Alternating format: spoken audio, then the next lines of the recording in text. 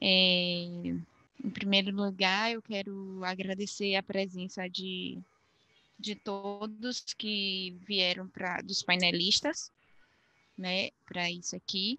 O objetivo, ele era até um pouco menor do que acabou se tornando por causa das outras pessoas que apareceram interessadas, mas a meta inicial era que a gente tivesse um momento para que as pessoas da rede pudessem estar preparadas para falar sobre o tema de saúde, os diversos assuntos do tema de saúde, nesse contexto do Covid, né? Então, para quem está nos ouvindo, ele não é um webinar para você se atualizar sobre o Covid, ele é para você entender como falar. Então, a gente vai ter algumas aulas de conceitos de epidemiologia, né? Como é que se calcula indicador, e também teremos um indicador, por exemplo, o que a gente entende como saúde, essa questão dos conceitual mesmo, né? O professor Igor, ele já é da área da comunicação, ele é pesquisador em jornalismo e saúde. Então, nós teremos essa conversa com esse diálogo entre a comunicação e a saúde, né, para que a gente possa produzir e quem se aproximou, que não é da rede, mas que veio para o nosso webinar, possa ajudar na divulgação e na informação de melhor qualidade, da melhor forma possível, nesse momento que nós estamos vivendo. Então, muito obrigada. Eu peço que cada um possa se apresentar e aí vocês decidem quem começa.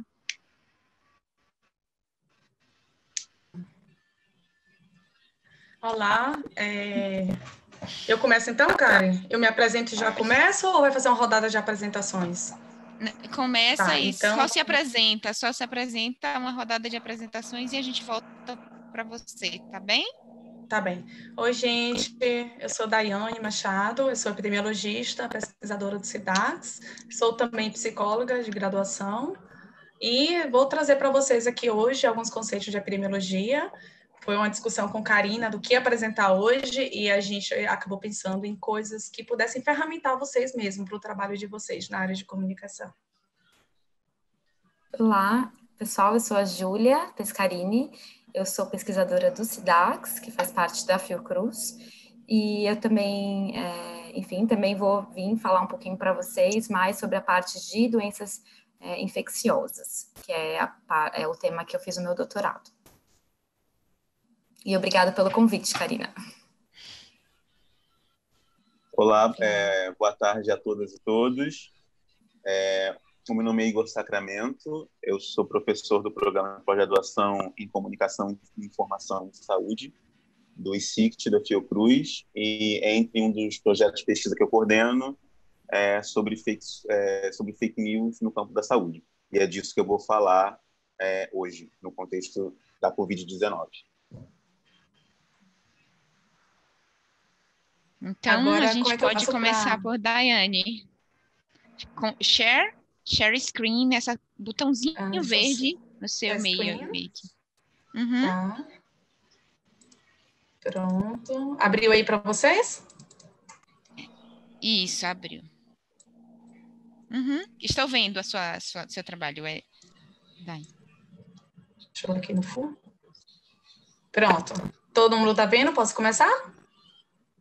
Deixa eu colocar a telinha de vocês mais para cá. Senão fica cortado. Pronto. Aí eu coloquei aqui o próprio tema de hoje, né? Que é o webinar de jornalismo e mídias sociais em tempos de Covid.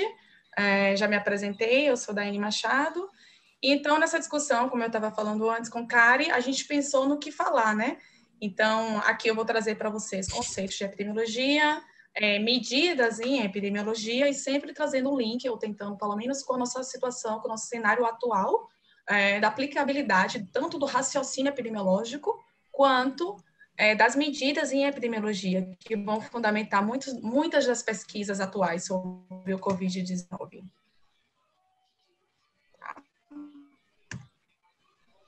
Então, começando com o conceito básico do que é epidemiologia. Alguns aqui já sabem, mas outros não têm tanta familiaridade com o termo. Epidemiologia é uma palavra que vem do grego, uma palavra grega, né? Que vem o epi, como sobre população, e etimologia, que é o estudo sobre o que ocorre em uma população. Então, tentando sintetizar de uma maneira bem simples, a epidemiologia basicamente é os estudos das populações. Vai estudar tanto saúde, quanto doenças, quanto as mortalidades que vão acontecendo nas populações, né? Então, dando aqui um panorama bem breve, aí eu não estou conseguindo... Aqui, pronto. Bem breve sobre a história... Ai, gente, peraí. Pronto. Sobre a história da epidemiologia. O termo epidemiologia tem uma discussão sobre quando ele foi utilizado a primeira vez, né?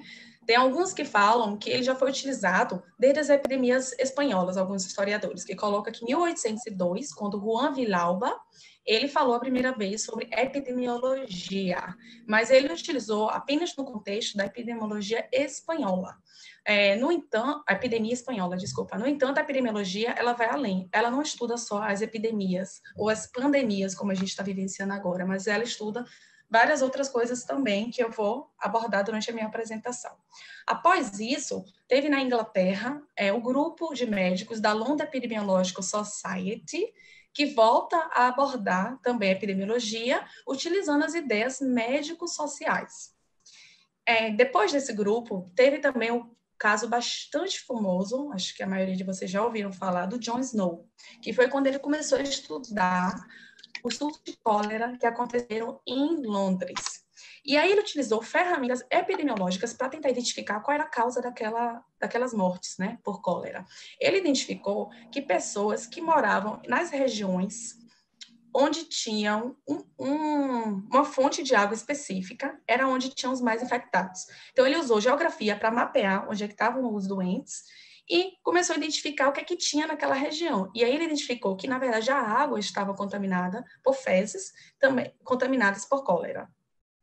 William Farr também começou a estudar e usar conceitos de epidemiologia, utilizando as pesquisas com estatísticas vitais, avaliando morbidade e as mortalidades, né? Que é a morbidade, que são as doenças que vão acontecer na população, e a mortalidade, que é uma medida que vai avaliar o número de mortes sobre a população, que eu vou explicar nos próximos slides. Estão me ouvindo bem? Ai, não está passando. Eu estou ouvindo bem, Daiane. Está tudo bem. Não está passando o slide. Travou aqui, gente. Aí foi.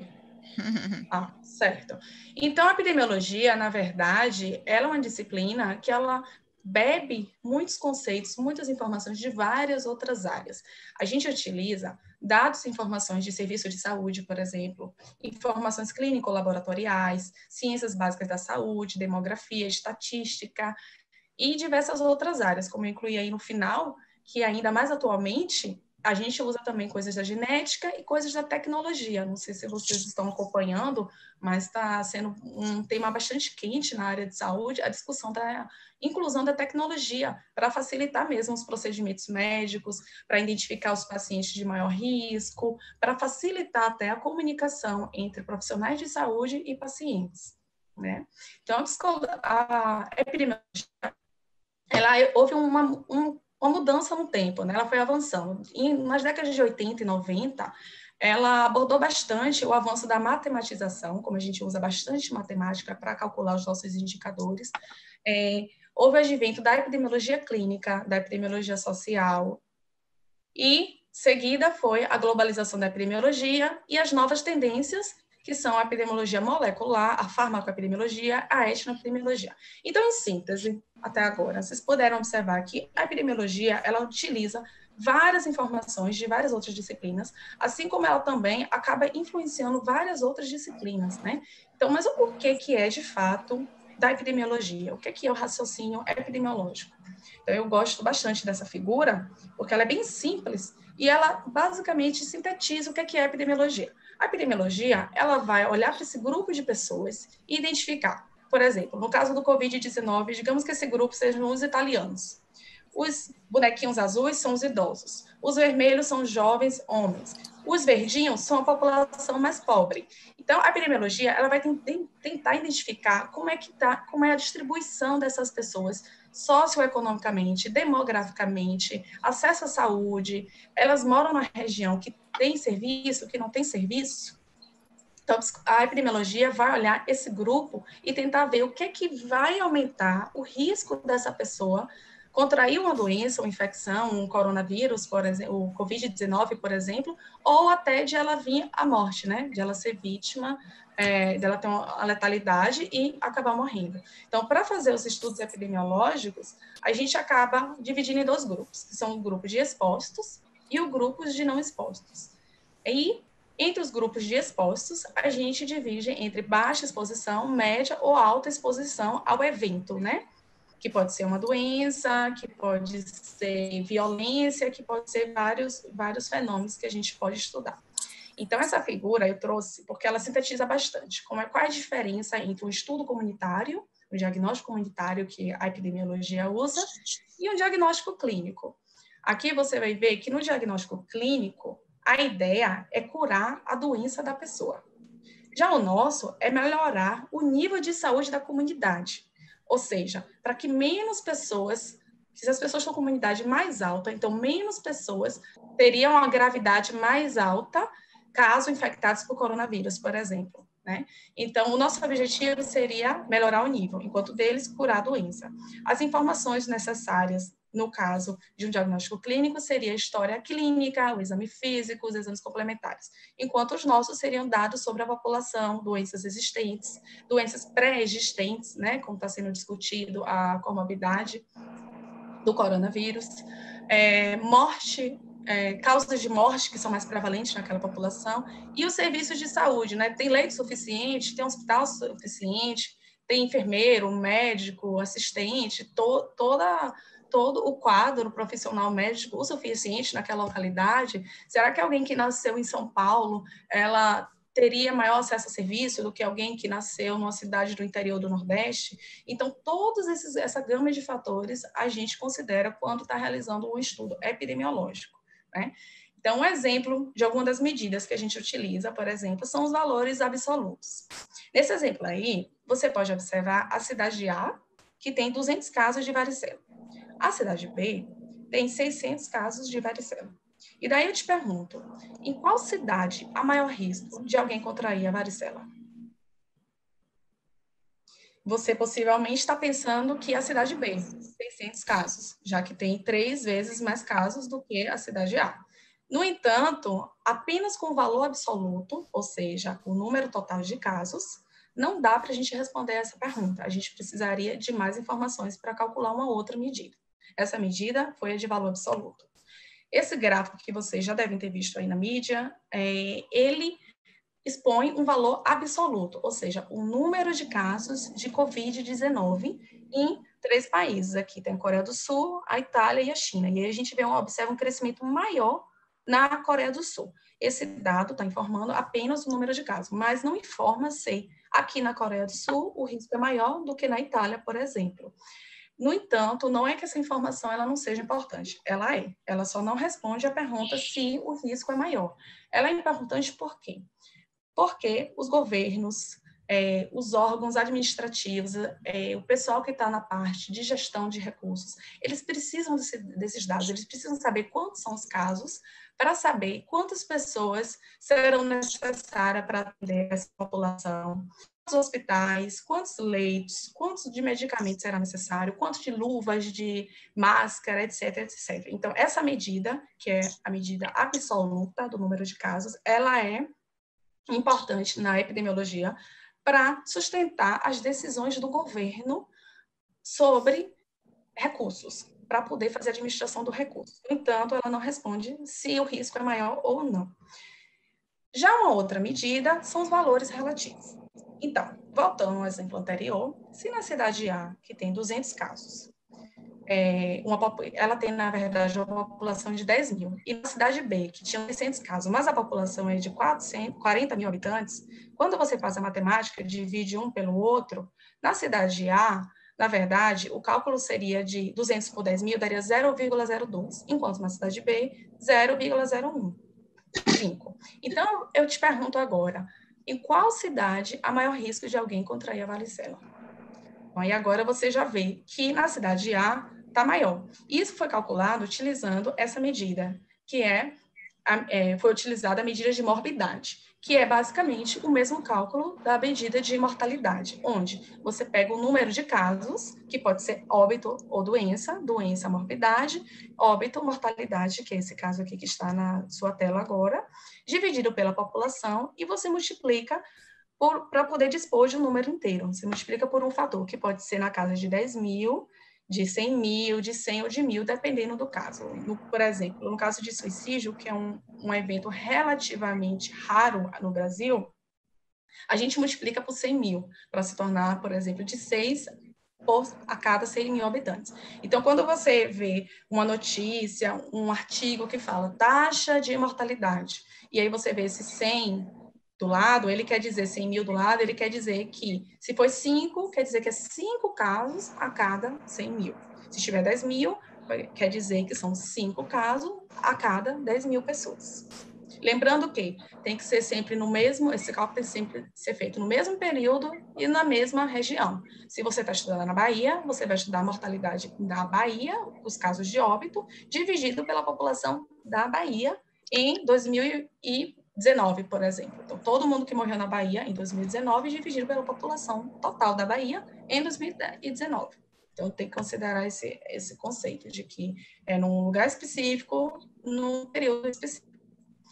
E isso pode ser feito por idade, por sexo, por grupo de causa, por causas específicas, por grupos populacionais.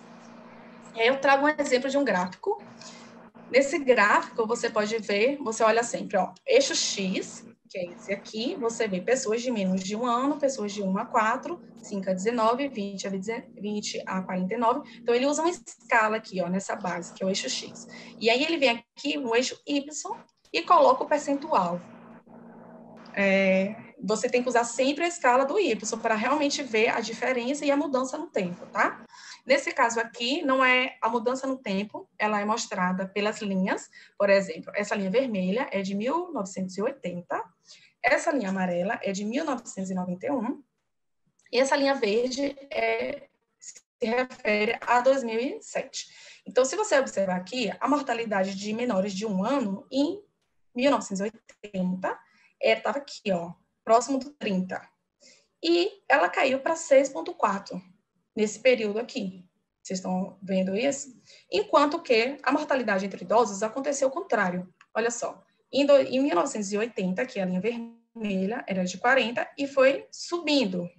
Então, você vê, olhando rapidamente, que os dois grupos que mais morrem, que têm uma taxa de mortalidade maior, são os idosos e as crianças, desculpa. As crianças e os idosos. Por isso que você vê tanto algumas das medidas de saúde, elas são focadas primeiro entre essas populações que têm maior risco de morte. No entanto, esse decréscimo aqui da mortalidade entre as crianças é um indicativo positivo, é indicativo de melhorias de saúde, tem estudos mostrando que o Bolsa Família fez efeito, então é melhoria da distribuição de renda, etc, etc. Entre os idosos, você pode pensar, nossa, mas está morrendo mais idosos? Na verdade, não. Na verdade, a nossa população, ela envelheceu. Então, hoje nós temos muito mais idosos do que antes. Então, se a gente tem mais idosos, a gente vai ter mais morte entre idosos. Lembra do cálculo que eu fiz antes? Então, pessoas sobre pessoas naquela mesma faixa etária. Então, se eu calculei idosos de 60 anos ou mais que morreram naquele período, em 2007, por exemplo, eu coloquei sobre a população de idosos. Então, aumentaram. Isso quer dizer que está morrendo menos crianças e a população está envelhecendo, o que é um ótimo indicador. Então, esses indicadores, eles são bastante úteis. Eles são úteis para identificar grupos mais atingidos por certos agravos. Eles são úteis para definir problemas que são prioritários, problemas em saúde, que são prioritários de serem resolvidos e focados pelo governo. Eles são importantes para orientar a alocação de recursos e também para acompanhar a evolução do nível da saúde, né?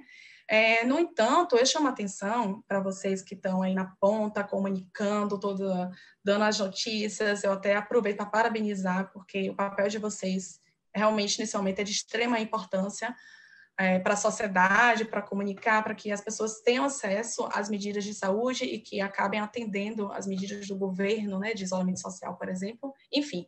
Mas é importante que vocês, quando vocês peguem esses dados, vocês também tenham um pensamento crítico sobre eles. Por exemplo, uma taxa de mortalidade, ela pode estar enviesada. Então, alguns critérios, alguns cuidados precisam serem tomados. Por exemplo, não sei se vocês já ouviram falar, mas às vezes noticiado, um fenômeno que eles chamam de desovamento. Ou seja, vítimas de homicídio, vítimas de violência que morreram em, sei lá, alguma capital, por exemplo, em Salvador. E aí, um exemplo, pegaram os casos de Salvador, mataram em Salvador, mas deslocaram esses corpos para serem desovados em regiões metropolitanas. E daí, o que acontece? Você iria dizer que, um exemplo, 2019, pegaram essas mortes e jogaram em outra cidade. E aí, quando você vai calcular, pega todo mundo que morreu em Salvador e divide pela população, e você vai dizer que diminuiu. Quando, na verdade, não diminuiu. Esses casos apenas foram exportados para outra cidade vizinha. E aí dizer que nessa cidade houve um aumento, quando na verdade não foi um deslocamento desses óbitos. Então, esse é apenas um dos problemas que pode acontecer quando a gente está fazendo essas avaliações, utilizando essas medidas que a gente precisa estar atento.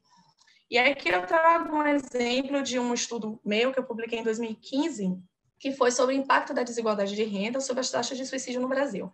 Aí você deve estar se perguntando, nossa, mas suicídio seria um estudo de psicologia individual, vai entrevistar a pessoa, e não necessariamente. Então, utilizando ferramentas da epidemiologia, aqui, voltando à taxa que eu já expliquei para vocês antes, em 2000, eu peguei todas as taxas dos municípios e a média entre elas eram 6 pessoas, 6,5 aproximando, para cada 100 mil habitantes, que eram vítimas de suicídio no Brasil em 2000.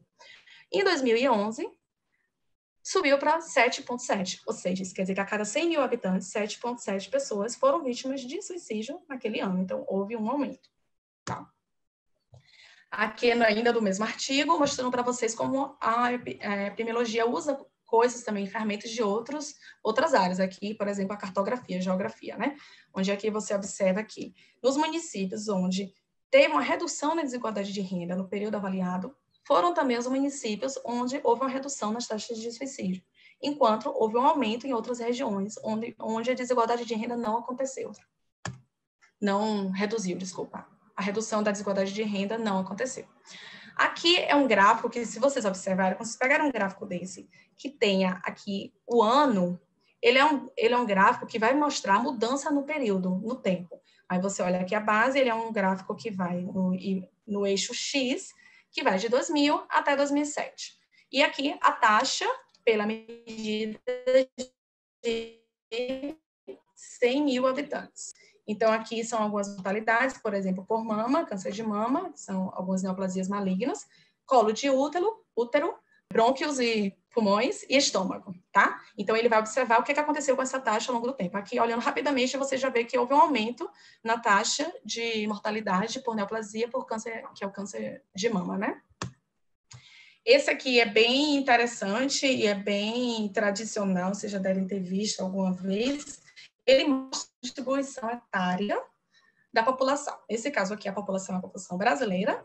E aí ele mostra quantos homens tem em cada faixa etária. Aqui na base você vê no X a proporção e na linha Y os estratos de idade, tá? Está estratificado por idade. E aí você vê, quanto mais larga a base, quer dizer que mais jovens.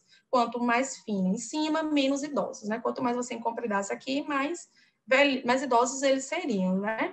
E isso aqui é interessante porque mostra como a epidemiologia ainda ajuda a quebrar alguns mitos sociais, né? Por exemplo, o mito machista de que no Brasil tem 10 mulheres para cada homem, você pode ver aqui que isso aqui não é verdade, a distribuição é basicamente a mesma, excetuando-se alguns grupos mais jovens, que a gente sabe que tem bastante assassinato, os homens são mais vítimas de violência e de acidente de trânsito, então acaba tendo uma reduzidinha entre os homens uma redução dos homens nessa faixa etária específica, por esses fatores específicos. Mas nada que chegue a 2 ou 3 ou 10 para cada homem, né? A proporção é basicamente bem balanceada. Nesse gráfico aqui, ele mostra o grau de urbanização, é de um outro estudo. E ele coloca em ordem crescente, onde você vai ver que estão as unidades da federação, Maranhão, no caso, aqui em 2010. É importante sempre você se atentarem quando verem em que período é, né? Se é recente, se não é. Então, já não se aplica à realidade de agora. Mas no Maranhão, em 2010, ele era o menos urbanizado, comparado ao Rio de Janeiro, que era o mais urbanizado nesse período, né? E esse daqui, que é de extrema utilidade pública nesse momento que estamos de Covid, vocês devem estar observando essa discussão sobre utilizar os leitos privados para pacientes do setor público, que ainda está em discussão, não tem nada definido em relação a isso, mas um gráfico desse, ele ajuda a gente a ter uma ideia do que, por que vem essa ideia, né, de transferir de um para o outro. O que acontece? Esse laranjinho aqui são os públicos, você vê que os públicos aqui, eles estão aumentando, mas eles ainda são bem menos do que o privado, que é o verde, que é, vocês olham a legendinha aqui embaixo.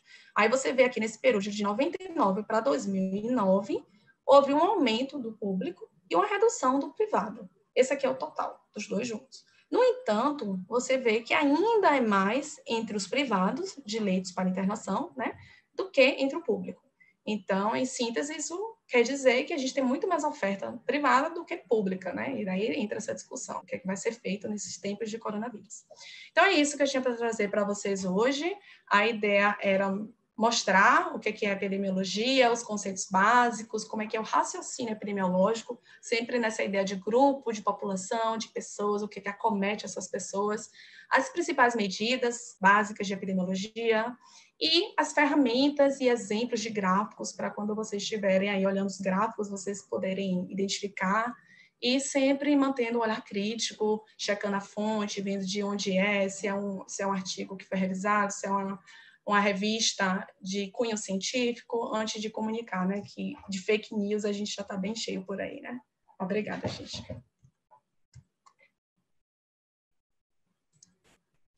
Alô?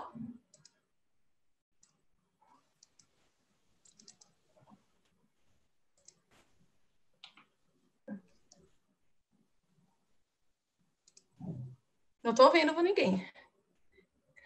É porque...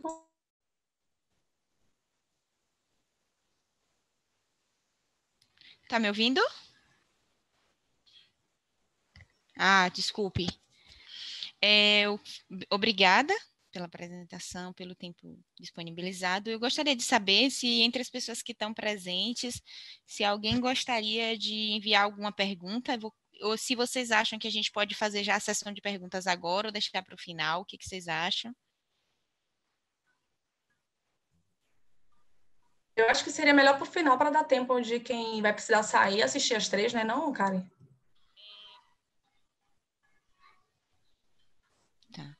Então, se alguém tem alguma pergunta também pelo YouTube, porque tá passando no YouTube, se tiver alguém que enviar alguma pergunta também lá, mas a gente pode deixar para o final, então? É isso? Eu não tinha entendido se você prefere que faça logo ou que deixe ao final. Tanto faz. Tanto faz. Então, deixa eu ver se tem alguém deixando... Alguém deixou alguma pergunta? Não, né? Ninguém perguntou nada até agora. Vamos ver lá no YouTube se alguém deixou alguma pergunta.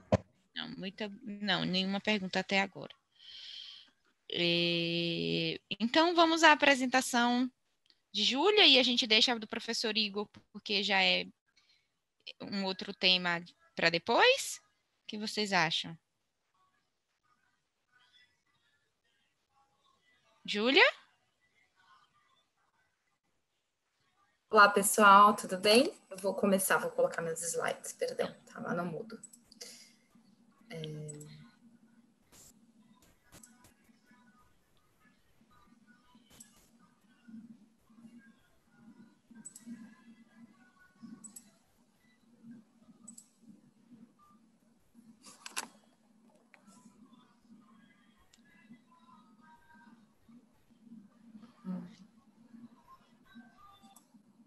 Todos conseguem ver minha tela? Sim, né? Eu consigo, sim. Tá. Eu estou vendo direitinho. Fechou. Então, bom dia, boa tarde, desculpa para todos. Como eu falei, eu vou falar um pouquinho sobre a transmissão e o controle das doenças infecciosas, que também são chamadas de doenças comunicáveis, no contexto do coronavírus, dando alguns exemplos do coronavírus, do novo coronavírus, que é chamado de Covid-19. Então, eu vou falar um pouquinho sobre os conceitos básicos da epidemiologia das doenças infecciosas, as principais etapas na cadeia do processo infeccioso e ilustrar o potencial efeito de algumas medidas para o controle no novo coronavírus, tá bom? Então, o que são as doenças infecciosas, basicamente, ou as doenças comunicáveis? São aquelas doenças que são causadas por um agente infeccioso específico e que ocorre pela transmissão, então, desse agente por um hospedeiro suscetível, ou seja, o agente infeccioso, que seria um vírus, uma bactéria, um parasita, ou o produto desses elementos, como um produto tóxico desses micro-organismos, infecta uma pessoa, transmite para uma pessoa, e essa pessoa, ela vai adoecer. Ela vai ser infectada e ela pode vir a adoecer. E a infecção, então, o comportamento dessas doenças infecciosas, na verdade, na comunidade, ela vai variar de acordo com o tempo, o lugar e a pessoa. Então, por tempo, a gente entende, então o tempo é mais fácil de compreender, o lugar, então, de acordo com o espaço geográfico, e a pessoa, diferentes pessoas de diferentes contextos sociais, diferentes idades, como a Daiane também já tinha explicado antes. Então, a gente usa muito na epidemiologia de doenças infecciosas essa tríade epidemiológica para entender o conceito, como essas relações elas são interligadas. Então, como o hospedeiro está interligado com o agente infeccioso, que está interligado com o vetor e interligado com o ambiente. Então, nesse caso, o hospedeiro é o ser humano, então uma pessoa, ou um humano, ou um cachorro que também pode adoecer, ou um macaco que pode adoecer. O agente infeccioso é um vírus, uma bactéria, um parasita. O vetor seria a forma como o agente infeccioso ele é transmitido pelo hospedeiro. Então, esse vetor ele pode ser um outro animal, um inseto. E o ambiente são as características do ambiente que vão favorecer, de alguma forma, essa suscetibilidade daquele hospedeiro. E do agente também. Então, para ilustrar um pouco, a gente utiliza muito nas doenças infecciosas as séries históricas para ver como é essa evolução das doenças ao longo do tempo. Então, nesse gráfico, é possível ver, vocês estão vendo a minha seta? Acho que, enfim, mas eu vou ilustrar mesmo assim com a seta. Então, a gente vê que desde 1940, a taxa de mortalidade por milhão da tuberculose no Reino Unido vem diminuindo. E aí, quando a gente olha bem abaixo do gráfico, a gente vê que com a introdução da quimioterapia, que são os antibacterianos, para o tratamento da tuberculose, que é uma bactéria, a gente vê que a tendência ela diminui um pouco mais. Então, muda essa inclinação da reta mais para baixo, então ela tem uma caída ainda maior. E com a introdução da vacina da BCG, que é a vacina que a gente toma até 1 ano de idade, né? Todo mundo aqui no Brasil toma a vacina obrigatória, a gente vê que tem uma queda maior ainda e a taxa de mortalidade cai para quase zero no Reino Unido até a década de 60, 70. E a gente também sabe que, então, as doenças infecciosas, elas também vão variar no tempo e por localidade, como eu falei. Então, no tempo, a gente pode ver, por exemplo, nesse gráfico, o número de episódios de sarampo ao longo do tempo. Então, as linhas, as barras, elas ilustram o número de episódios por semana, por dia, nos meses de julho, por semanas, nos meses de julho até junho do ano seguinte. Nas barras em verde escuro, a gente vê o número de episódios no ano de 2017 e 2018, e nas linhas verde claro, a gente vê que no ano anterior, o número de episódios de sarampo era muito maior. O que foi isso? No verde claro, em 2016 e 2017, a gente teve um grande surto de sarampo aqui no Brasil, não sei se todos se recordam, e aí com isso, com esse alto número de casos, foi fortalecidas as medidas de vacinação e campanhas para vacinação contra o sarampo. Então, a gente vê que no ano seguinte, 17 e 18, já tem uma grande redução no número de sarampos nas semanas epidemiológicas, ao longo dessas semanas de julho a junho do ano seguinte. Esses mesmos gráficos a gente pode ilustrar relacionando com o coronavírus. Então, esse primeiro gráfico, ele mostra o número de casos diagnosticados por coronavírus por dia. Então, ele não é cumulativo, é por dia. E a gente vê que desde 22 de janeiro tem uma evolução, um aumento no número de casos diários, chegando no dia 27 de março desse ano, que foi ontem, sexta-feira, foram diagnosticados somente nesse dia 64.501 casos do novo coronavírus no mundo todo.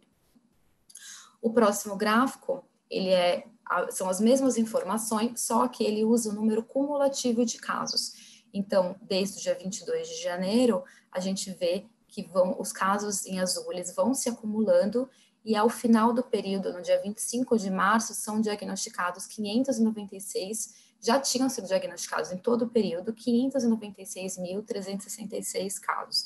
Então, esses dois gráficos, o anterior e esse, eles mostram de formas diferentes a evolução da doença. No primeiro caso, quando os números de casos começarem a cair, a gente vai conseguir observar essa redução. E já nesse nosso gráfico, o que a gente observaria seria uma estabilização do número de casos em cerca de 600 mil, caso a doença se estabilizasse agora. Tá? Também é um conceito importante na epidemiologia das doenças infecciosas a questão da sazonalidade.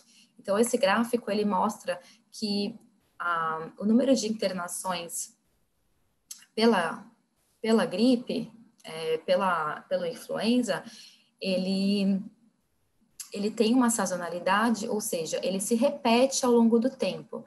Então, esses picos que a gente vê de aumento de número de, internações por 100 mil habitantes, ela sempre tem um pico entre os meios de maio e agosto de cada ano. Por quê? Porque aqui no Brasil isso representa os meses mais frios no Brasil, e isso acaba aumentando a transmissão do influenza e as pessoas acabam sendo mais internadas. Então, isso é uma coisa esperada, então já se espera que isso ocorra naturalmente, isso a gente chama de sazonalidade. Travou. Só um minuto.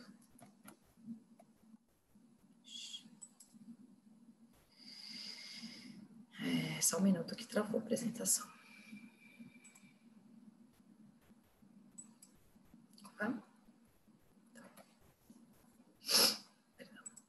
Então, já quando a gente avalia a variação espacial do coronavírus ou de qualquer outra doença infecciosa, a gente pode usar mapas, que é o mais utilizado, são os mapas, para ilustrar onde tem maior concentração, por exemplo, de casos da doença. Como esse caso, que é esse dado a gente usou o mapa, o painel que está sendo visualizado pelo Bing.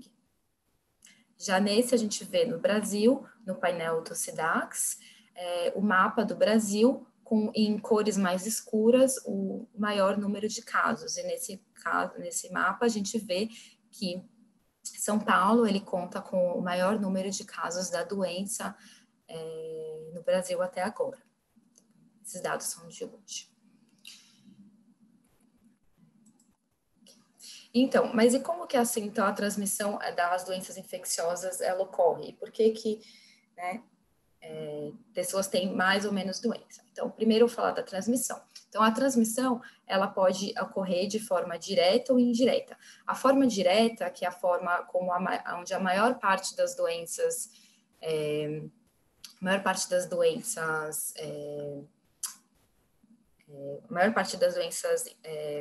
respiratórias, ela ocorre, a transmissão direta é a transmissão de pessoa a pessoa. Então, a maior parte das doenças respiratórias, ela acontece dessa forma, que, na verdade, é quando um indivíduo tosse ou espirra, ele libera partículas, gotículas contaminadas com o vírus, que uma outra pessoa não infectada vai aspirar e vai se infectar com o vírus. Outras formas de transmissão direta são, por exemplo, o HIV, que acontece na relação sexual, né? A transmissão acontece na relação sexual. Já a transmissão indireta, ela pode ocorrer por vetores biológicos, como, por exemplo, a Aedes aegypti transmite a dengue. Vetores mecânicos, por exemplo, o barbeiro, ele pica, defeca na pessoa, e as fezes do barbeiro possuem o parasita da doença de Chagas, e esse parasita ele vai penetrar na pele, então isso é um vetor mecânico, porque o barbeiro não coloca o parasita, né, ele só deixa o parasita em cima da pele. E a transmissão por água, ar, alimentos, solo e os fômites. Os fômites são objetos inanimados, que, por exemplo, mesas, móveis e outros objetos, onde uma pessoa ela pode contaminar esses fômites, esses objetos inanimados, e outra pessoa pode se contaminar encostando neles. Isso tem sido muito falado também no caso do coronavírus, porque uma pessoa ela pode espirrar, pode tossir e chegar a contaminar, e pela resistência do coronavírus em algumas dessas superfícies, uma outra pessoa pode vir a encostar a mão, levar a mão à boca e também se contaminar. Também existem alguns relatos, então, não é todo mundo que vai se contaminar com algum vírus, uma bactéria que vai adoecer.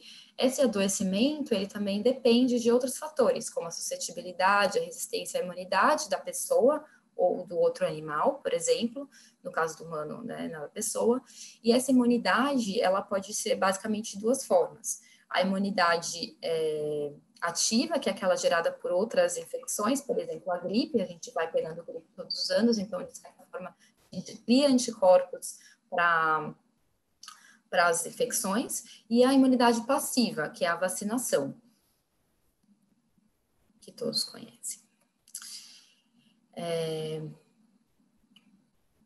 Além disso, é importante saber que outras características do meio ambiente, elas vão influenciar na suscetibilidade do indivíduo de se contaminar e também na resistência do vírus ou da bactéria naquele ambiente. Então, por exemplo, o ambiente físico, a temperatura, a umidade, podem influenciar na sobrevida desse vírus, dessa bactéria no ambiente. Outros aspectos biológicos, por exemplo, o grau de adaptação desse patógeno, desse vírus, dessa bactéria, ela pode variar de acordo com a sua capacidade de infectar. Então, existem micro-organismos, vírus que são mais adaptados a infectar e outros que são menos adaptados.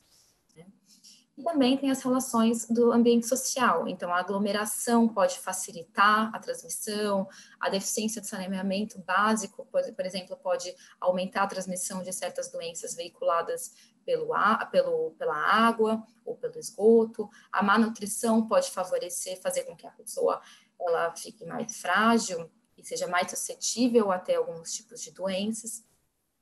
E essas relações, elas ainda... a aglomeração, a gente já sabe, por exemplo, no caso de coronavírus, que facilita a transmissão, assim como muitas outras doenças respiratórias, muitas doenças respiratórias infecciosas. Né?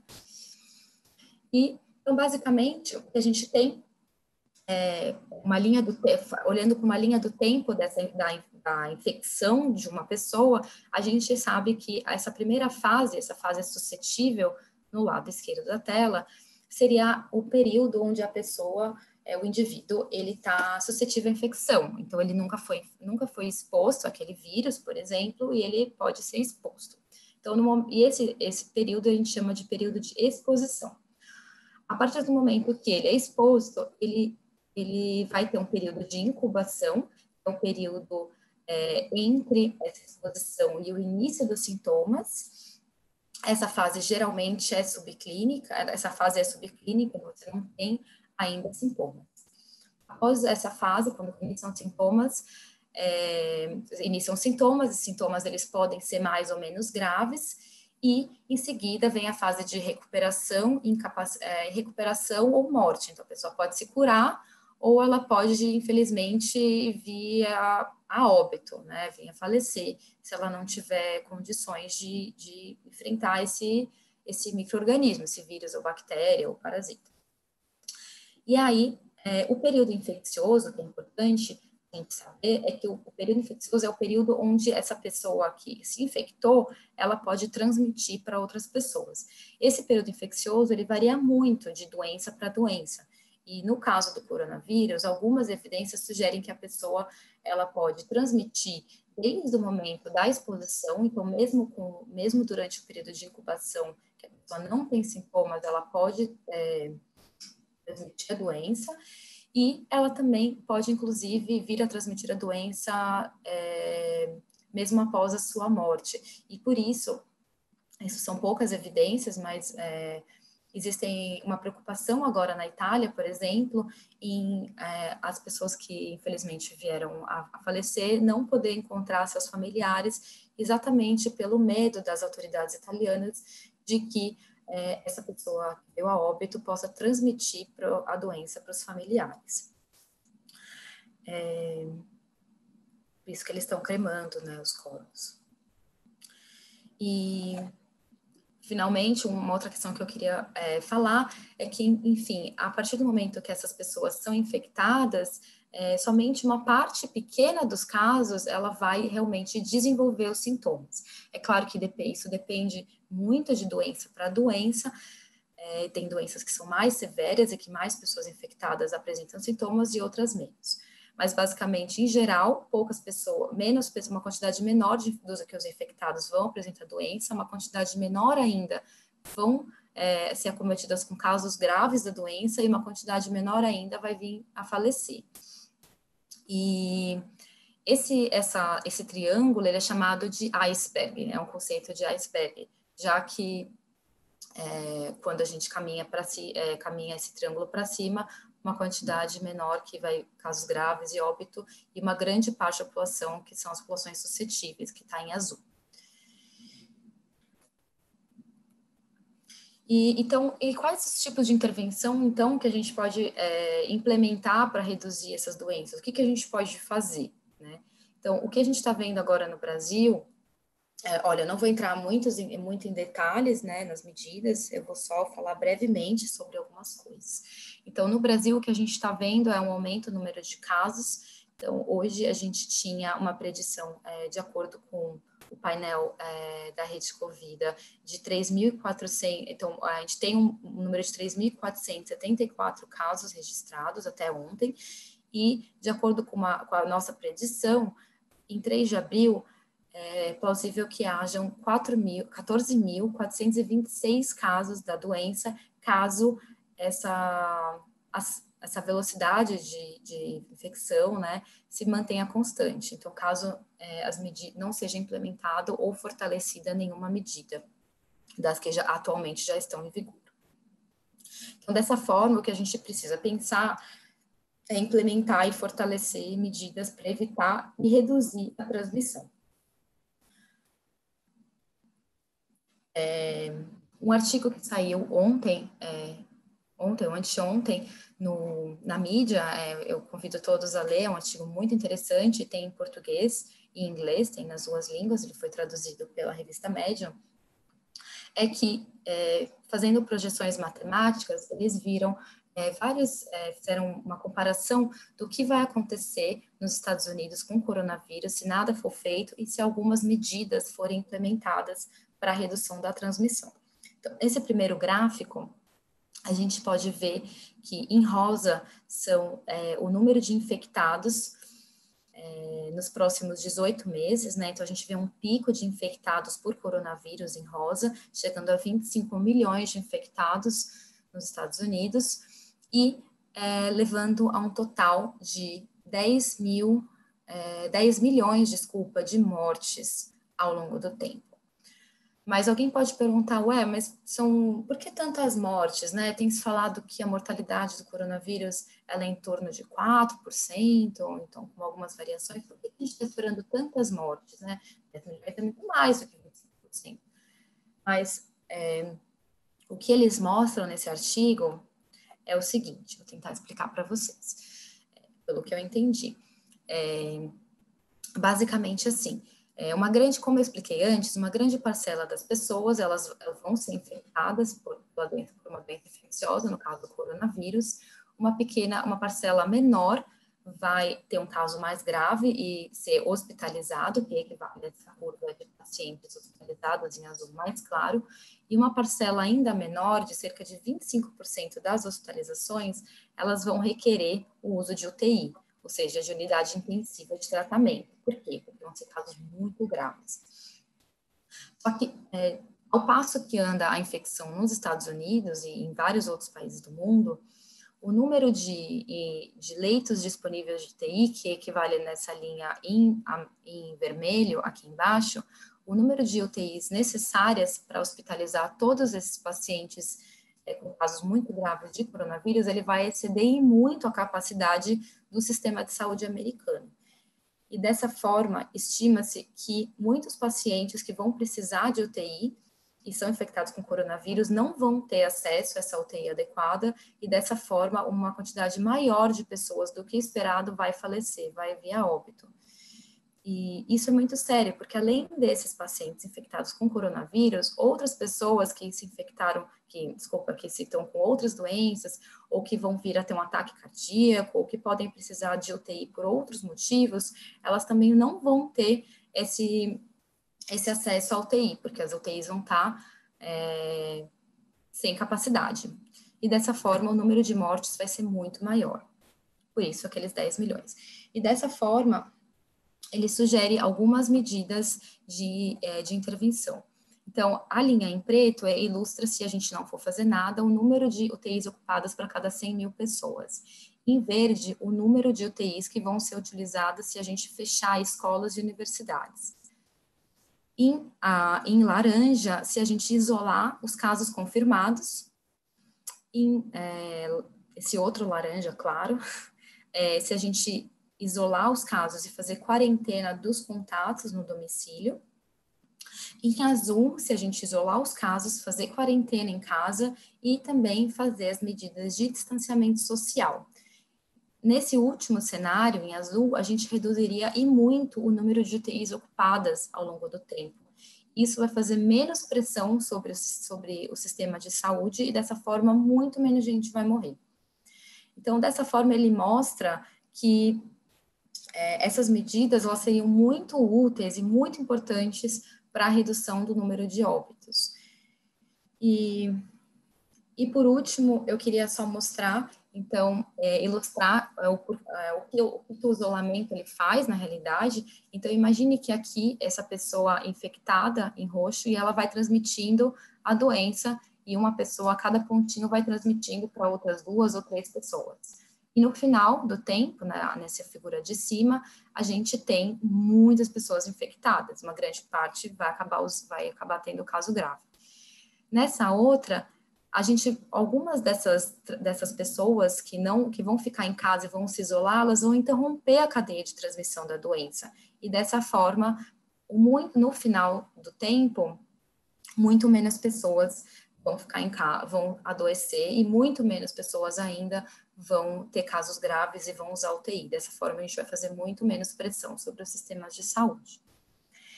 Então, é isso, eu queria agradecer e espero que vocês tenham passado as mensagens que eu gostaria, que é uns conceitos básicos das doenças infecciosas e um pouco da aplicação no contexto do controle do novo coronavírus. Obrigada.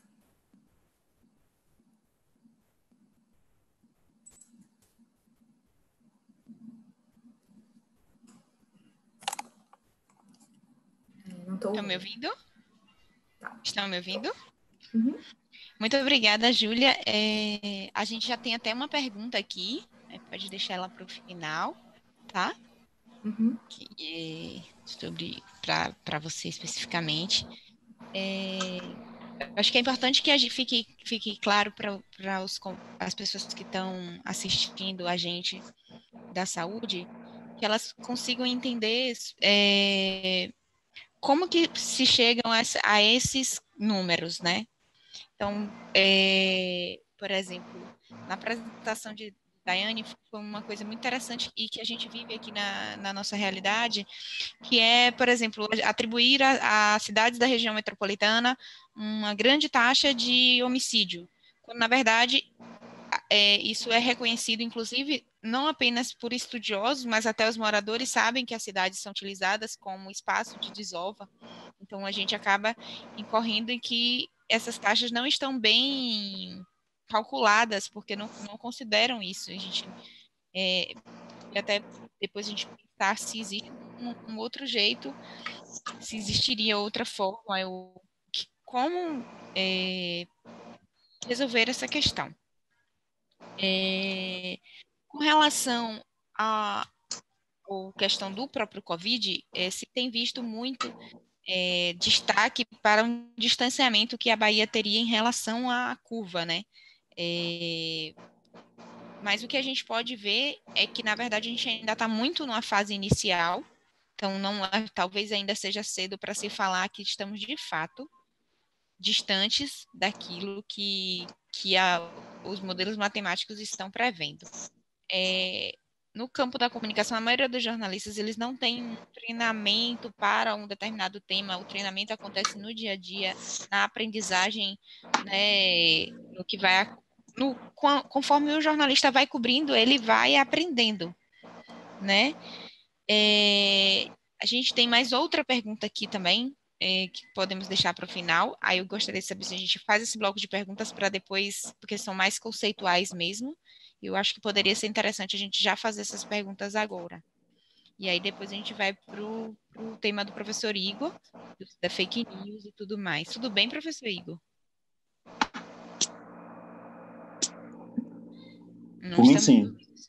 Tudo bem para o senhor a gente começar a fazer essas perguntas agora, para depois a gente ir para a sua temática?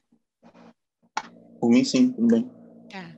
A Mariana Sebastião, jornalista, ela pergunta para a Júlia Pescarini qual é a diferença entre resistência e imunidade.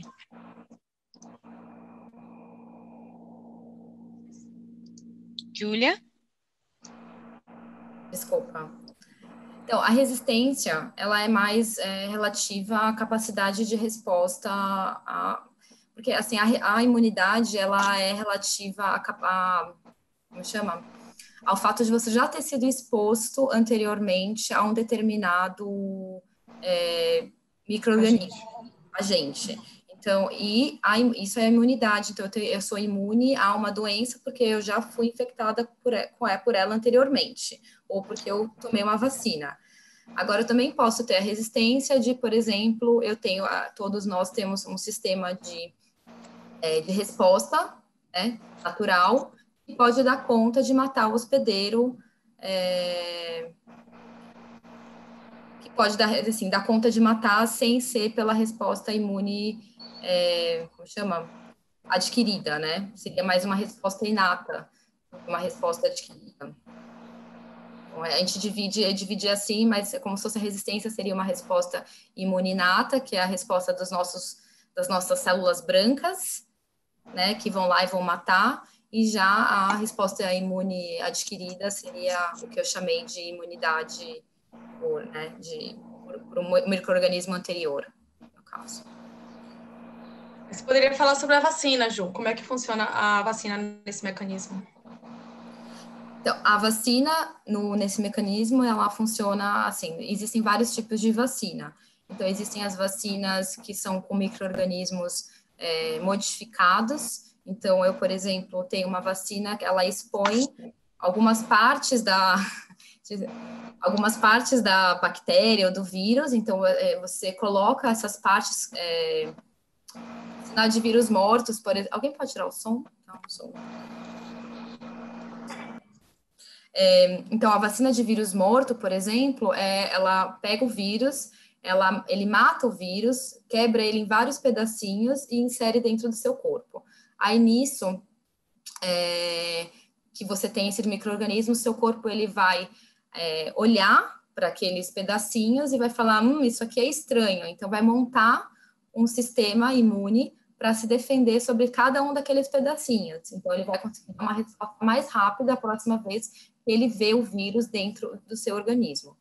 Já a resposta de vírus modificados são vírus vivos, que são modificados algumas partes, são inseridos no corpo, eles não causam doença, mas também vão produzir essa resposta do organismo a próxima vez que o ser humano entrar em contato com aquele vírus, por exemplo. Deu para entender? Deu sim, Júlia. Deu, excelente, obrigada, João. Que eu acho que é um tema importante nesse contexto que estão se discutindo bastante, a questão da vacina, né? Do coronavírus. Só lembrando, expectativa, né? Só lembrando que a gente espera que as vacinas ainda não demorem, né? Que vão demorar um tempo ainda, né? São processos muito lentos. Agora, eu não sou especialista em coronavírus, só para deixar claro para todo mundo. Então, assim, eu vi outra pergunta aqui também, né, que o Mauro, ele pergunta se a gente poderia falar sobre os prós e os contras do isolamento. E, assim, pelo que eu tenho lido, isso é bastante... eu acho que, assim, o que a gente pode colocar de prós é basicamente a redução da mortalidade, a redução do número de casos, que foi o que eu comentei na apresentação, essa redução, enfim, e os contras, eu acho, até agora, pelo que eu tenho lido, que eles vão mais relacionados ao impacto econômico do isolamento, principalmente entre as pessoas mais pobres, né, que é o que tem sido discutido. Mas eu acho que isso é um tema para uma outra discussão, eu acho que é um tema muito mais complexo, e enfim, eu acho que a gente pode deixar isso para um outro debate, uma outra apresentação. Talvez, Júlia, realmente discutir os prós e contras seria um outro tema, mas se você pudesse, pelo menos, alguém pudesse, ou Júlia, Daiane, explicar o que é um isolamento vertical e o que é o isolamento horizontal. O que é diferente?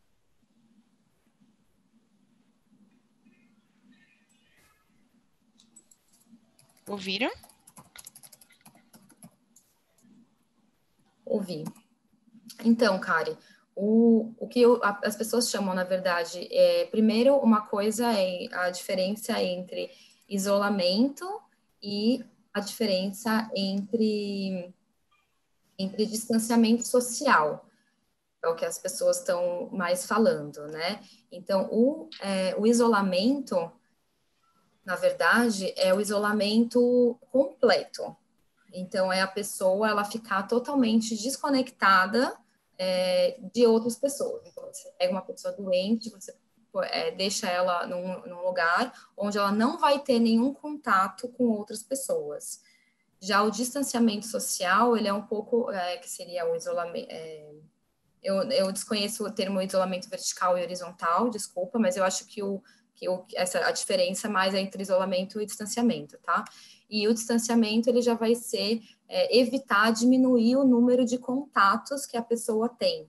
Então, se fala em distanciamento social, que é evitar ir ao trabalho, evitar viagens, evitar ir ao mercado, evitar aglomerações. Todas essas medidas são medidas de distanciamento social. E essas diferem do isolamento, que é realmente deixar a pessoa num quarto, numa casa, sem contato, para que ela realmente não tenha contato, que é o que é sugerido para os casos, que é diferente para os casos ou para as pessoas que estão assintomáticas, né, mais direcionadas ao isolamento. Enquanto para os contatos, toda a população, o que está sendo sugerido é o distanciamento social, ou seja, que é o que eu apresentei no último slide, que é diminuir o número de pessoas com que essa pessoa interage e, dessa forma, evitar a transmissão, ou reduzir a transmissão. Júlia, muito obrigada. A gente espera ter outros momentos que a gente possa discutir exatamente mais sobre o Covid, mesmo como a gente falou aqui, nenhuma das duas epidemiologistas são especialistas em coronavírus, né? Então, elas vieram para que a gente pudesse dar essa espécie de letramento mesmo para os jornalistas, profissionais da comunicação. A gente agora vai passar para o professor Igor. Professor, o senhor está está nos ouvindo. O professor Igor é professor do programa de pós-graduação de Comunicação, Informação em Saúde da Fiocruz, né? E estuda jornalismo, fake news, discursos em saúde. E eu tive a honra de ser aluna de uma oficina com ele. Então, professor, por favor. Bom, mais uma vez, boa tarde a todas e todos que estão nos assistindo. Também gostaria de agradecer especialmente a Cari pelo convite para fazer parte desse webinar. É a primeira vez que eu participo de algo assim. Eu não tenho uma apresentação, porque eu não consegui tempo hábil para organizar uma apresentação, então eu vou ficar falando.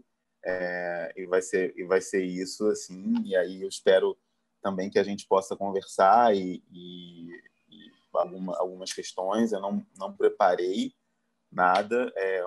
O que eu fiz foi organizar as minhas ideias em relação a um tema que é tão importante, que é o processo de disseminação de informações no contexto contemporâneo, especificamente na epidemia de Covid-19. Já há algum tempo eu venho trabalhando com o tema da comunicação de saúde, em contextos muito diferentes, e trabalhando especificamente com essa ação do jornalismo e da saúde, que eu observo. Pesquisa anterior, há 10 anos, 11 anos já, em 2009, que a gente, no laboratório, fez uma pesquisa, no Laboratório de Pesquisa em Comunicação e Saúde, que eu faço parte, LACE. Nós fizemos uma pesquisa sobre a H1N1, a influenza H1N1, no contexto da sua emergência global como pandemia, que lembra muito, em algumas medidas, numa escala muito inferior àquela, mas lembra muito o que a gente está vivendo hoje. E uma das coisas que marcou o nosso trabalho, a nossa análise, foi o processo de disseminação do que a gente chamava a época de boatos, né? De boatos sobre a influenza, especificamente, boatos que, sobretudo, circulavam pelas redes, pela internet, né? Em chats, é uma outra configuração da internet, e também depois, especialmente em relação à vacina, já em 2010, né, o tempo que ainda a gente espera, né, para o ano que vem, não para esse ano, alguma vacina contra o novo coronavírus. O que eu quero dizer com isso? O que eu quero dizer com isso é que eu vou começar a minha fala está dividida em 4 partes.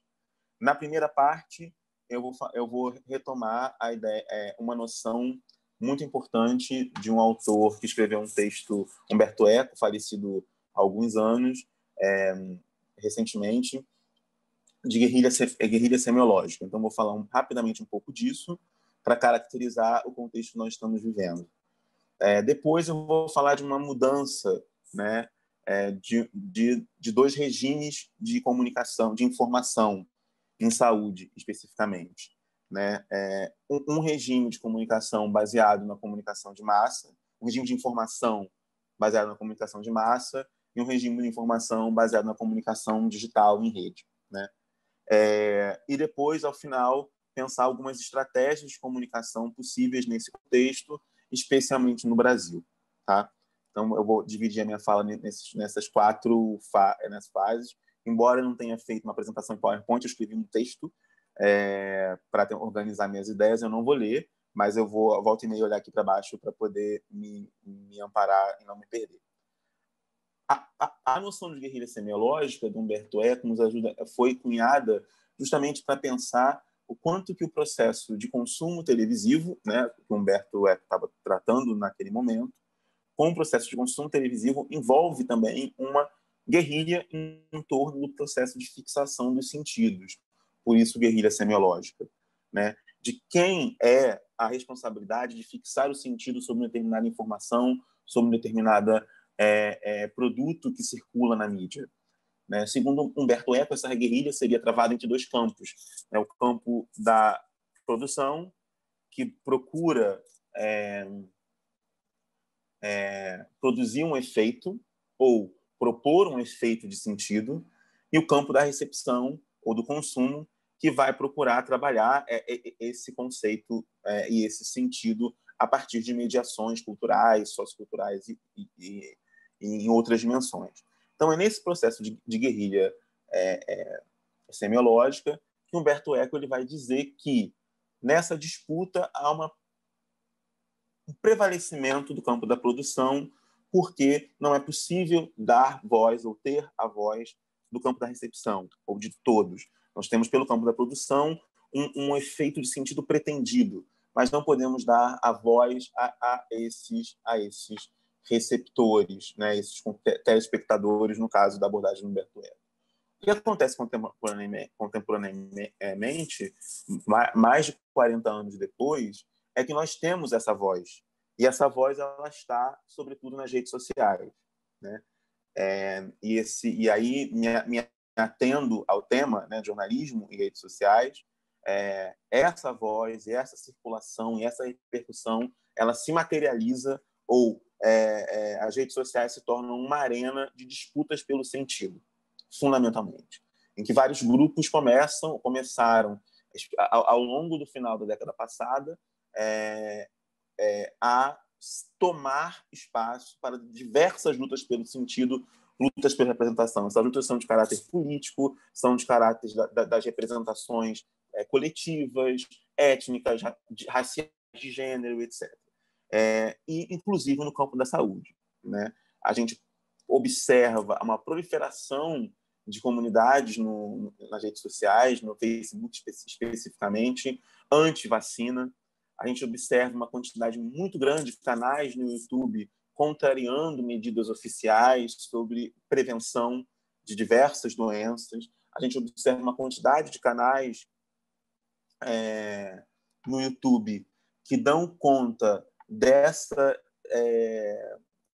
dimensão de uma transformação da expertise ou uma desconfiança em relação à expertise sobre saúde, colocando aí um outro lugar, que é o lugar da experiência. Então, aquela guerrilha semiológica de que observou Humberto Eco, entre o polo da recepção e da produção, nós temos hoje o campo da circulação como sendo fundamental nessa guerrilha semiológica, nessa disputa pelo sentido, a capacidade circulante desses discursos, de que maneira esses discursos são dados de modo a circular e produzir afetos. Então, com isso, eu gostaria de passar para a segunda parte, caracterizando essa diferença entre dois regimes da informação em saúde. Vivíamos até o final do século XX basicamente num regime centrado um regime de saúde centrado muito numa lógica das fontes de informação como sendo as fontes de informação oficiais. Um regime muito baseado pela comunicação de massa, um regime muito focado numa ideia da autoridade sanitária.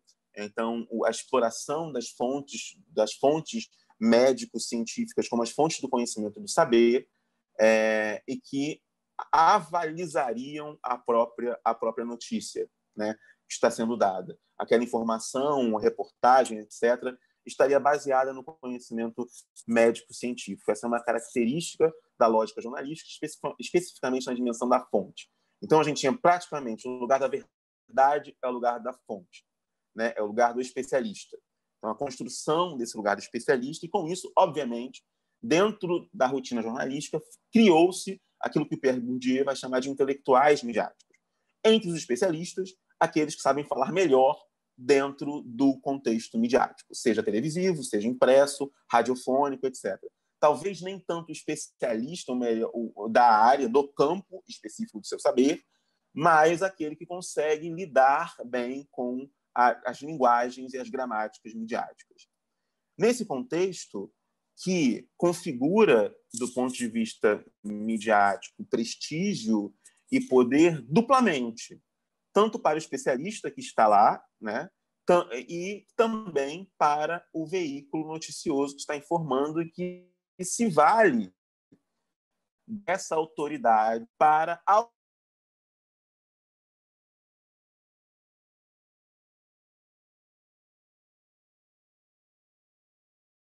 jornalismo, então, como construtor de suas verdades baseado em outros saberes, para além de um próprio, muito mais baseado nesses outros saberes. Então, nesse contexto, nós temos um conjunto de fontes noticiosas, fontes de informação, que estão baseadas, como eu disse, em autoridades governamentais, em especialistas do campo acadêmico, né? Então, cientistas, pesquisadores, médicos, epidemiologistas, infectologistas, nutricionistas, psicólogos e por aí vai, né? Então, nós temos esse conjunto de autoridades do saber médico-científico, né?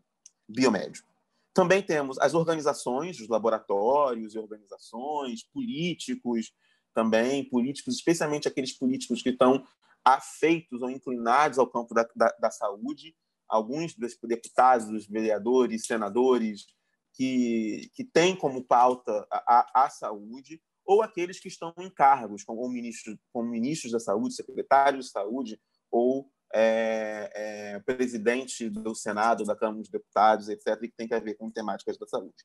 Então, nesse momento, a lógica fundamental é uma lógica de comunicação de massa, uma lógica ainda transmissional, né? A autoridade ela está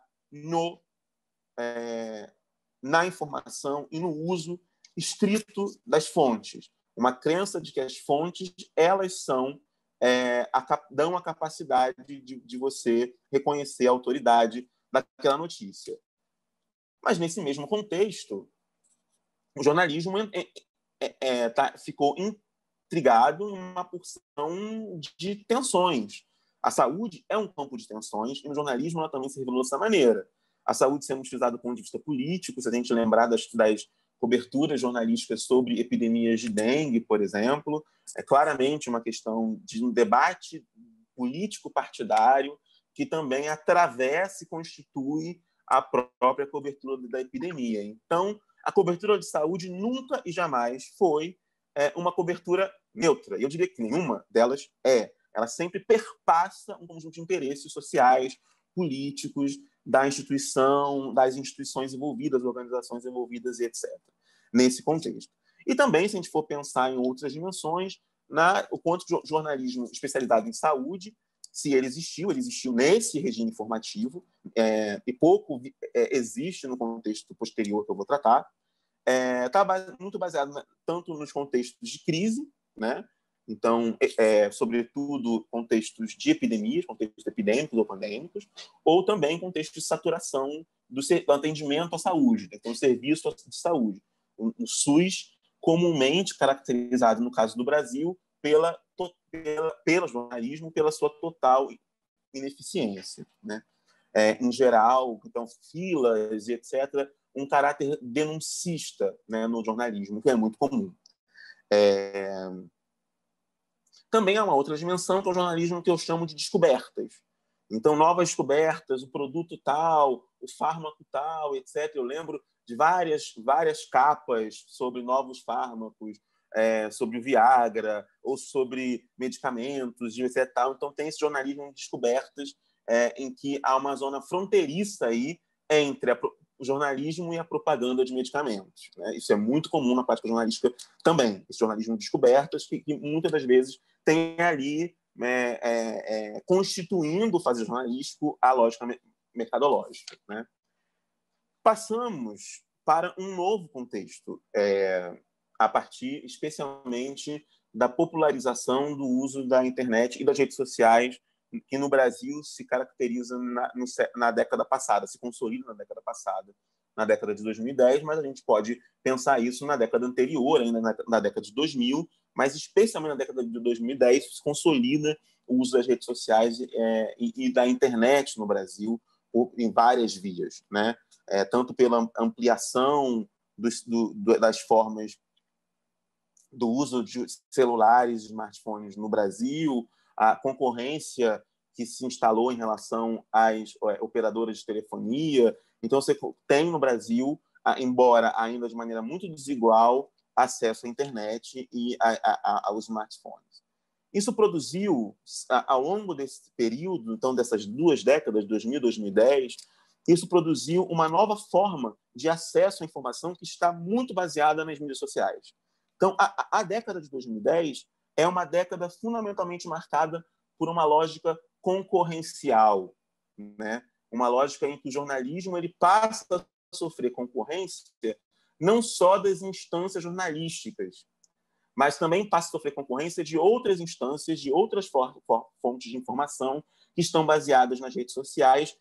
Essas redes sociais, eu destacaria o YouTube, o Twitter e o WhatsApp, o Facebook e o WhatsApp, como sendo o lugar de disseminação de informações. Nesse contexto, nós temos um contexto de crise do jornalismo, né? De mudança muito drástica no modo de produção jornalístico, do jornalismo impresso, particularmente, um contexto de enorme crise, demissões, mudanças na lógica que a internet vai produzir. Inicialmente, vocês devem lembrar, os jornais ofereciam sua versão online de graça. Hoje nós temos, nesse contexto de crise, as paywall, né? Você só consegue acessar a notícia na medida em que você é assinante dos jornais. O que isso produz como efeito na capacidade de consumo de informação, numa informação de mínima qualidade, ou que minimamente deveria ser de qualidade? Isso produz que eu não vou pagar pela informação que está lá se eu posso ver o canal do YouTube do filósofo tal ou do fulano de tal, certo? Então, tem uma que é de graça para mim, né? Ou eu vou ver... Quer dizer, então, você tem uma mudança drástica, que é uma mudança de que aquele receptor que antes não tinha voz, ele pode falar, não só pode falar, como inclusive pode falar com os seus, que pensam como ele. Então, você tem num processo das redes sociais online contemporâneas uma guetização do espaço público, e essa guetização ela também ela é baseada numa dogmatização do espaço público. As pessoas se relacionam com aquelas que têm as mesmas convicções, né? Então, eu vou me relacionar com pessoas que fazem parte do mesmo sistema de crenças, dogmas, do que eu.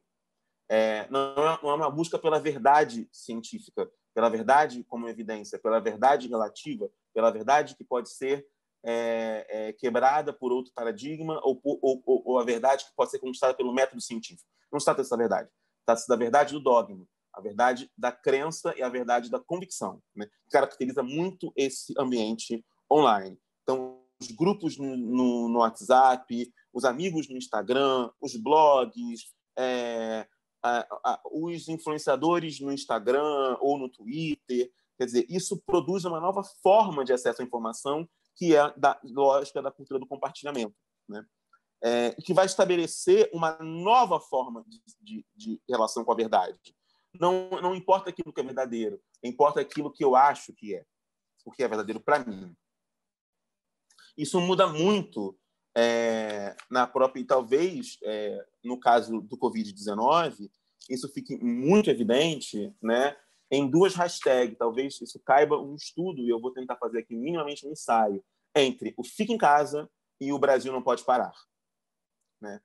O quanto que boa parte dessas tensões, que são tensões sociais, que eu diria, entre um regime informacional baseado na ciência, né, como minhas colegas falaram muito bem antes, da importância das medidas de isolamento e distanciamento social para conter a curva epidemiológica no contexto do Covid-19, com uma pressão baseada não nessas informações epidemiológicas, mas baseada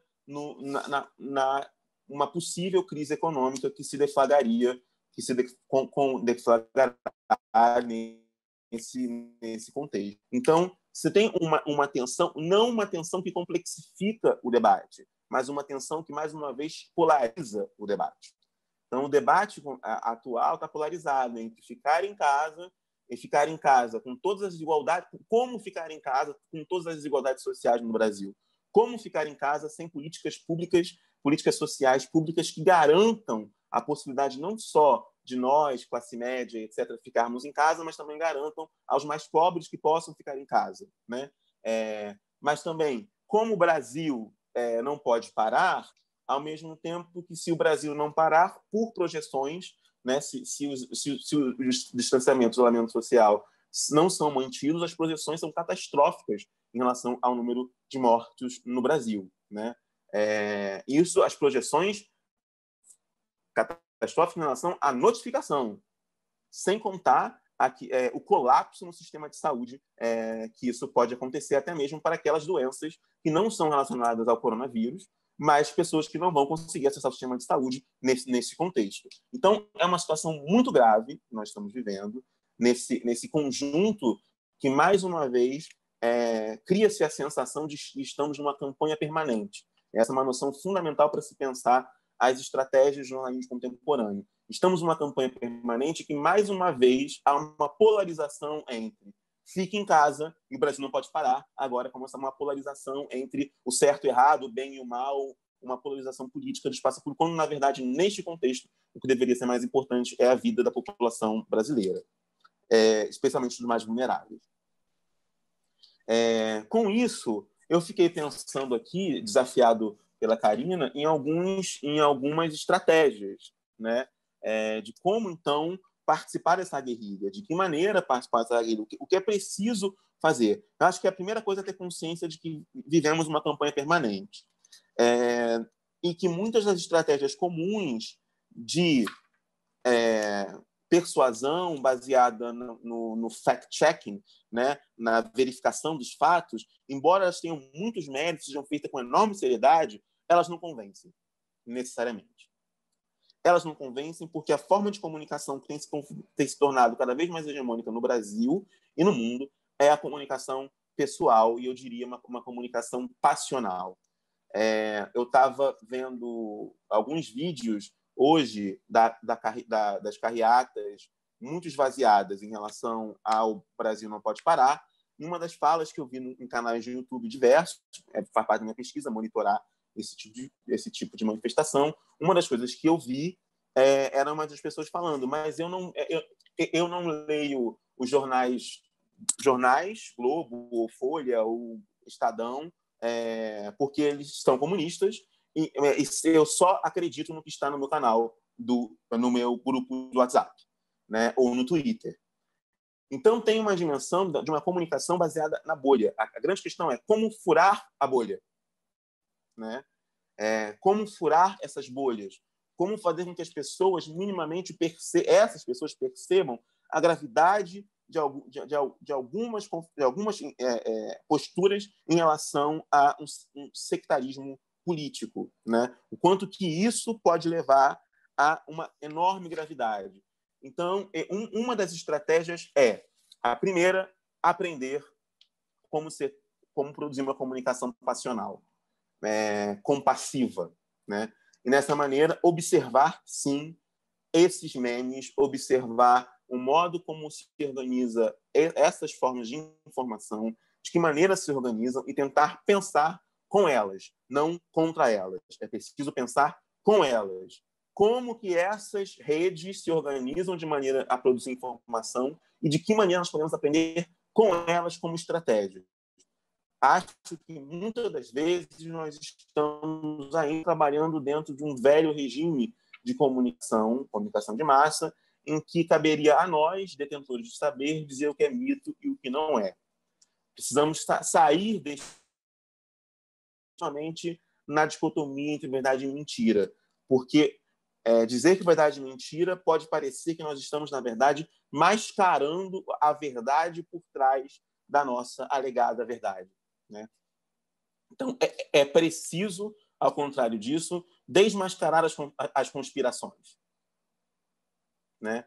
E aprender com as conspirações, como que as conspirações colam, como que essas teorias conspiratórias colam, de que maneira elas colam, de que maneiras elas afetam e circulam, quais são as que mais circulam e afetam. Não podemos ignorá-las e nem dizer que elas são mito. Temos que dizer por quê, exaustivamente, né? Participar dessa guerrilha envolve utilizar exaustivamente. Temos que usar outras estratégias, que não só figuras conhecidas, influencers, celebridades, etc., de modo que participem também desse processo de comunicação. Não adianta só exclusivamente colocarmos a autoridade médica sanitária apática, Precisamos de figuras que tenham empatia suficiente, despertem paixão suficiente nas pessoas e que possam contribuir para a disseminação de uma informação confiável. E boa parte da confiança na informação está no enunciador dessa informação, que não precisa ser mais o médico, o jaleco, esses padrões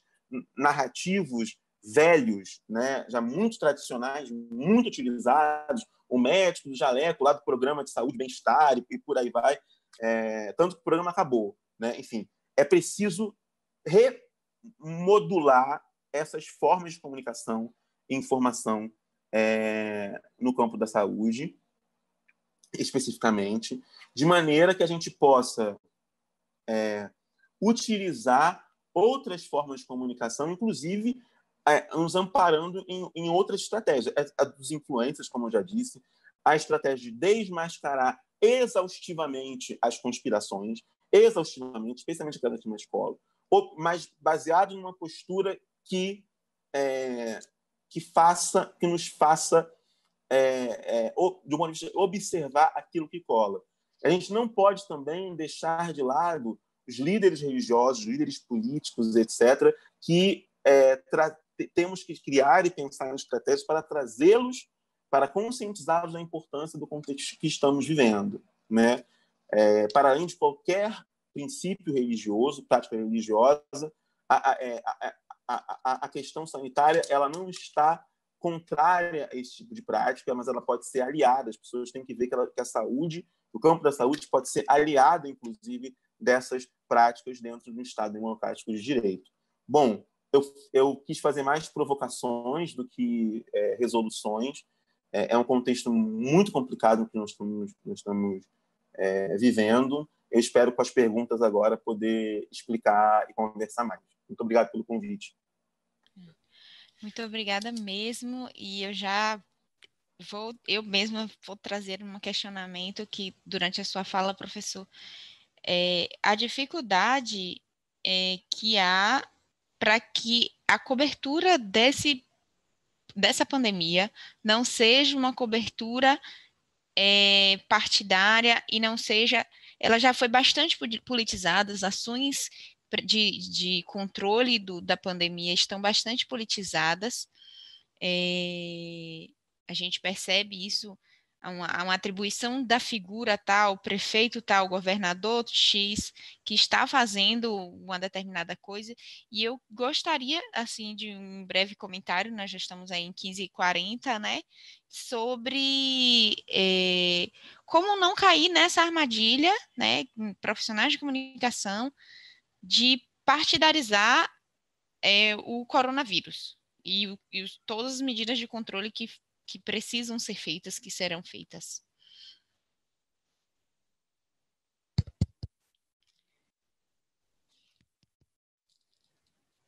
Pronto, voltou? Voltou? Voltou. Bom, vou falar então. Esse foi eu acho que esse particularmente Voltou? Eu acho que esse particularmente é um problema central que você coloca, porque, na verdade, a gente vai incorrer numa lógica, como eu disse aqui, de campanha permanente. Se a gente partidariza, né, atribuindo, por exemplo, a crise institucional que está se ensaiando existir, né, é institucional de vários níveis. Os governadores da maior parte dos estados do Brasil a favor, né, do distanciamento social com isolamento, e há uma quantidade, né, de senões que a presidência da República faz em relação a isso, particularmente o ministro da Economia, o próprio presidente e, às vezes, o próprio ministro da Saúde. Né? Isso é preciso fugir dessa... Eu acho que essa pauta política é uma pauta muito fundamental que seria importante em qualquer outro momento da história do Brasil. Mas eu acho que ela é um terreno muito perigoso nesse momento, que está lidando com algo gravíssimo. Eu acho que a lógica comparativa é fundamental nesse caso. O caso do contexto italiano e iraniano também, que fala menos, mas que não optou pelo isolamento de cara, e também sofre impactos muito graves, mas o italiano é muitíssimo grave o que eles estão vivendo por conta disso. Eu acho que coberturas em relação a esse caso, né, exemplarmente, o que aconteceu. Olha o que eles fizeram, e olha que é Itália, não é Brasil, né? Pelos seus índices, né, de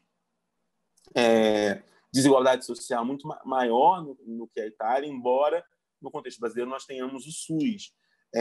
Mas, de qualquer maneira, esse SUS, por várias medidas e políticas, vem sendo enfraquecido ao longo dos últimos anos. De qualquer maneira, evitar essa pauta política da crise institucional, embora ela seja importante, e destacar a dimensão exemplar ou contra-exemplar no contexto italiano, a dimensão exemplar no contexto chinês, por exemplo, que já está saindo do período de quarentena, e a importância que isso foi na China, o próprio contexto japonês também, que é um excelente exemplo, né, em relação a isso, e países, no caso do Japão, né, ninguém vai dizer que o Japão é um país capitalista, né, e o quanto que um país como esse priorizou o sistema de saúde e a saúde da sua população em relação à economia. Porque, de fato, a economia a gente consegue resolver depois. Não se ressuscita a vida de ninguém. Acho que essa é a grande questão e mensagem que o jornalismo precisa trabalhar também. A gente ressuscita a economia. O Brasil já passou por várias e várias crises ao longo de sua história. Essa não é a primeira. Ela tem uma gravidade muito grande, mas não é a primeira. Mas a economia se ressuscita com políticas econômicas eficazes. Mas é preciso agora que a prioridade sejam as políticas de saúde. Muito obrigada. Daiane e Júlia, estão por aí? Oi, Carla. Estamos sim. Eu concordo muito com o que o Igor falou, assim, pessoalmente. Eu acho que economia a gente vai resolvendo realmente ao longo do tempo. Eu acho que, muito pessoalmente, eu acho que essas medidas, assim, inevitavelmente, é o que está se vendo em outros países, inevitavelmente vamos ter que fazer essas medidas. E não é possível que, se todos os países estão fazendo, e mesmo os que optaram por não fazer agora estão fazendo, se a gente tem a possibilidade de fazer o quanto antes e evitar uma transmissão massiva, ou uma transmissão ainda maior, que já estamos em transmissão, e evitar não só mortes, mas, enfim, outras hospitalizações e mortes e tudo, o quanto antes, por que não fazer, né? E isso são semanas, talvez 1, 2 meses, que sejam no máximo 2 meses. Ninguém está falando em isolamento de meses, as pessoas estão falando em isolamento de algumas semanas. E para isso que a gente vai matar talvez 10 milhões, como está sendo projetado nos Estados Unidos, ou até mais, visto que que dentro do contexto de saúde brasileiro a gente tem um número talvez ainda menor de leitos, e mesmo com o SUS a gente tem uma sobrecarga do SUS e a gente tem falta de leitos, principalmente nas regiões mais pobres do Brasil. Então, eu acho que é uma pergunta que realmente, assim, eu não vejo, na verdade, assim, eu não vejo por que não fazer, né? De forma muito pessoal. É claro que a gente tem que pensar nos impactos econômicos, tem que pensar em outras formas de mitigar esses impactos econômicos, como está sendo sugerido pelo Banco Mundial, como uma renda mínima, como está sendo sugerido por, enfim, algumas medidas não paliativas, mas medidas para mitigar esse efeito, para reduzir a pobreza, né, da renda mínima, ou dar uma quantidade mínima, ou, enfim, ou fazer incentivos fiscais para não ter, não ter demissões em massa, empobrecer ainda mais a população, mas não vejo por que não fazer um distanciamento agora. Mas é isso. Muito obrigada, Júlia. Eu vou aqui procurar rapidinho, tem uma pergunta da Mariana Sebastião, que é uma pergunta, na verdade, reflexiva, né? Por que esses grupos, para o professor Igor, por que essas comunicações estão colando? Por que essas comunicações de YouTube? Por que essas comunicações que chegam para o WhatsApp, que chegam da forma menos hegemônica do que a gente diria antes de 2000, até 2010, né, onde as autoridades, quem tem direito de falar é o jornalista e sua fonte, né? Por que essas comunicações estão colando? Porque, então é isso, acho que é isso, por quê? Pronto, desculpa. É fundamentalmente porque elas trabalham na lógica da experiência, numa lógica testemunhal. Eu venho observando, e aí eu não disse antes, numa pesquisa anterior que eu fiz no contexto da febre amarela, de fake news sobre febre amarela, e nas entrevistas que eu fiz com pessoas que não queriam se vacinar, queriam e não, né, em dúvida de se vacinar, uma das coisas que eu observei muito foi quanto que as pessoas davam crédito à experiência, ou testemunho de experiência que elas viam em YouTube, especialmente de mães que relatavam que seus filhos ou filhas tiveram algum tipo de reação, ou as próprias crianças em alguns vídeos relatavam isso, etc., ou outros vídeos que falaram. Então, você tem e também tem uma lógica de quem envia a informação. Eu vou acreditar mais na minha filha que me mandou isso, na minha vizinha, na minha comadre, etc., do que no jornalismo. A questão da pessoa, então eu diria duas: a experiência e a experiência, a lógica da experiência, o testemunho da experiência, e a dimensão pessoal. A pessoalização dessa comunicação, ela é fundamental. Está falando comigo. Eu posso aqui responder e a pessoa vai interagir comigo. Isso tem sido muito importante nessa observação, uma comunicação mais pessoal e individual. Eu compartilhei isso e a pessoa pode aqui conversar comigo, né? Não é uma coisa que está sendo mostrado, transmitido para muitos, é para mim, né? Eu vou... Não sei se alguém tiver mais alguma pergunta, pode enviar. Antes disso, eu queria lembrar que esse webinar, ele é uma realização da Rede Covida, Ciência, Informação e Solidariedade. Essa rede, ela é muito nova mesmo. A gente tem aí a OMS declarando a pandemia mundial em 11 de março, mais ou menos a primeira reunião da rede, ela começa se estruturando dia 17 de março, então a gente foi uma resposta, né, que o SIDAX, em conjunto com a UFBA, né, e a Fiocruz Bahia, do qual o SIDAX faz parte, deu à sociedade. Algumas ações já foram implementadas. Nós temos um painel que você pode monitorar a situação do Brasil estado a estado, né? A gente tem também, nós apoiamos no desenvolvimento do telecoronavírus, e nós estamos com várias redes sociais, Instagram, Twitter e Facebook, e também YouTube, onde nós vamos postar esses conteúdos. A Júlia e a Daiane, que são epidemiologistas, elas estão trabalhando na síntese de evidências. Então, o que elas estão fazendo? Basicamente, elas estão recebendo e filtrando a enxurrada de artigos e materiais científicos que estão sendo produzidos a respeito do coronavírus, né, e observando essas informações, né, como o que tem sido desenvolvido para que a gente também possa auxiliar os tomadores de decisão com relação a isso. A gente tem gestores de hospital, como a Celci Nunes, diretamente interligada com a rede, ela faz parte, que é a do Couto Maia, Hospital Especializado em Doenças Infecciosas aqui da Bahia. Então, elas há uma demanda direta, não, eu tenho aqui uma possibilidade tal, isso é possível? Então a gente responde isso, a gente busca responder essas questões com base no trabalho que Daiane Machado e Júlia Pescarini e outros cientistas que integram a rede estão fazendo. Então também há uma rede de mais de 30 profissionais de comunicação também para tanto trabalhar na parte de divulgação científica, comunicação. Então a gente vai ali ajudar. Então essas redes, é muito importante que todos que estão nos ouvindo e assistindo possam se engajar nisso e nos ajudar a multiplicar e potencializar as nossas redes, né? A gente tem na área da comunicação, por exemplo, a professora Suzana Barbosa, né, da epidemiologia, professor Maurício Barreto. A gente tem na modelagem aí, temos diversos pesquisadores como Roberto Andrade, da física da UFBA.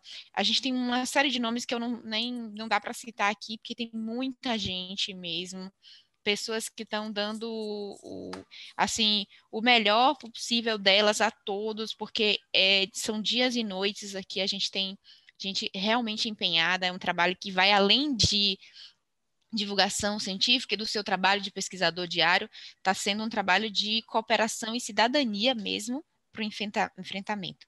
E eu gostaria de dizer a todos os jornalistas que a Fiocruz, ela já fez uma oficina como essa, né? Eu vou divulgar agora aqui a oficina, ela está disponível, super atual, para ajudar os jornalistas também a participar, a se atualizarem e verem como cobrirem da melhor forma, né, dando informações mais seguras, mais corretas para todos, né, como fazer isso, tem toda uma questão aí de como a gente levar essas informações sem que a gente também cause transtornos às pessoas no sentido do pânico, da saúde mental, e, inclusive, uma proposta que eu acho interessante a gente pensar é na saúde mental do jornalista também, do profissional de comunicação, do pessoal da mídia social, que eu trabalho mais na mídia social, sobre estar o tempo todo, né, exposto a muita informação e como isso vai ser, como a gente vai pensar sobre isso ao longo dessa cobertura, desse processo que nós estamos vivendo, tá? E é isso, eu agradeço, eu vou olhar agora aqui o YouTube para a gente ver se a gente tem alguma coisa, lembrando que essa oficina, ela também é para todo tipo de comunicação, todos os comunicólogos e comunicadores, então, assim, tem uma pegada mais popular também, então seria interessante que todos pudessem participar. Daiane, gostaria de falar alguma coisa que não foi dito ainda, que acha que ficou na dúvida? Seria interessante você complementar. Talvez na parte em relação ao impacto econômico, há uma discussão também em relação ao impacto econômico das mortes, caso as medidas elas não fossem adotadas, né? Quanto vale uma vida, como o Igor estava citando antes, e tem alguns estudos até, que ainda, claro, não foram realizados para o Covid-19, mas estudos anteriores que calculam mesmo os anos de vida perdido, de pessoas que poderiam estar produzindo muito para a nossa sociedade, que poderia, inclusive, estar produzindo economicamente, culturalmente. Então, assim, quando se considerar, eu acho importante, quando se considerar essa discussão da perda econômica no momento, se pensar também que essas vidas também poderiam ter sido produtivas em vários sentidos, e ainda que não fosse, né, quanto vale uma vida. E no mais, é agradecer mesmo, Kari, o convite, Karina Costa, eu achei interessantíssima a proposta, fico muito feliz e satisfeita de estar aqui apresentando para vocês, principalmente para vocês que não são especificamente epidemiologistas da nossa área, porque senão a nossa pesquisa acaba sendo, o nosso trabalho acaba sendo só entre os pares, acaba a comunicação ficando só nas nossas paredes, dos nossos escritórios, do nosso trabalho, agora não mais no escritório, mas a comunicação poderia continuar só entre os pares, né, ainda assim. Então, eu acho que é extremamente importante promover mesmo esse tipo de trabalho, que coloque profissionais de diversas áreas e coloquem para a gente se comunicar. Queria também parabenizar vocês, jornalistas, comunicadores, comunicólogos, pelo trabalho de vocês. Eu acho que realmente o trabalho de vocês é essencial nesse momento. Vocês são a ponta que está conseguindo conscientizar as pessoas para ficarem em casa, para tomar as medidas, para que muitas vidas sejam salvas, né? Então, eu acho que nessa ponta aí acaba que não só os profissionais de saúde, mas se a comunicação é responsável, baseada dados, e ela impacta na sociedade, ela também está salvando vidas. Então, agradeço bastante. O Adalton dos Anjos, que é, inclusive, um dos integrantes da Rede Covida, jornalista, ele ele faz uma pergunta ao professor Igor. Existe algum exemplo de alguma comunicação em saúde que desmascara essas conspirações, desmonta fake news e que seria julgada como eficiente?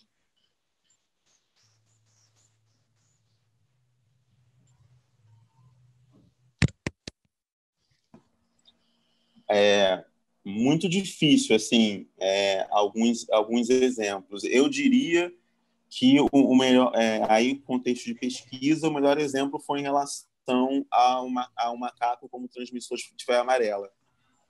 Eu acho que houve nesse momento realmente uma união de esforços da ciência com o jornalismo em desmascarar essa teoria da conspiração, nem fake news isso de dizer que o macaco que é o responsável pela transmissão da febre amarela, e começou particularmente no Rio, eu não sei em Salvador, mas muitos macacos aparecerem mortos. Eu moro numa região de vegetação, então muitos macacos apareceram mortos por conta disso.